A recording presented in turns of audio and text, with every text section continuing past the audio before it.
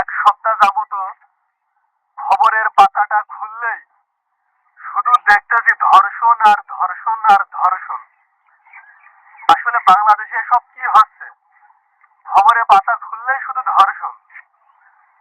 আসলে যারা ধর্ষক আছে আর যারা ধর্ষণের টেন্ডেন্সি মাথার ভিতরে নিয়ে আসছে, যাদের মস্তিষ্কের ভিতরে ধর্ষণের টেন্ডেন্সিটা আসছে, এর যদি সঠিক আইন বলবৎ বাংলাদেশে থাকতো তাহলে এই টেন্ডেন্সি কখনোই মাথার ভিতরে আসতো না।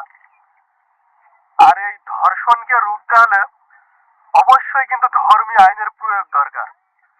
যতক্ষণ না বাংলাদেশে ধর্মীয় আইন প্রয়োগ হবে ততক্ষণ কিন্তু ধর্ষণকে কখনোই রোকা সম্ভব হবে না। কারণ আপনারা দেখেন ধর্মীয় আইনটা কি বলছে। ধর্মীয় আইনে কিন্তু ধর্ষণের বিচারটা কিন্তু তাকে কিন্তু পাথর মেরে হত্যা করতে হবে, নাই জনসম্মুখে ধর্ষককে কিন্তু ফাঁসিতে ঝোলায় মারতে হবে। আজ আমাদের দেশে ধর্ষণকারীর এই ধরনের কোনো বিচার কিন্তু প্রকাশ্যে হচ্ছে না, যার কারণেই ধর্ষণকারীরা কিন্তু সাহস পেয়ে যাচ্ছে।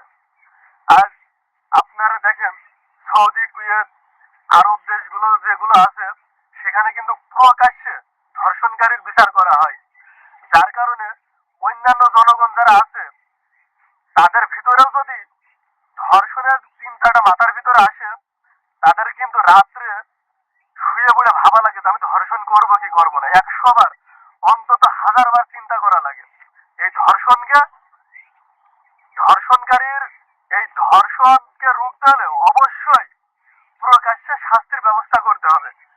যতক্ষণ না এই ধর্ষণকারীর প্রকাশ্যে শাস্তির ব্যবস্থা না করা হবে বাংলাদেশে ধর্ষণ কখনোই বিলুপ্ত করা সম্ভব নয়।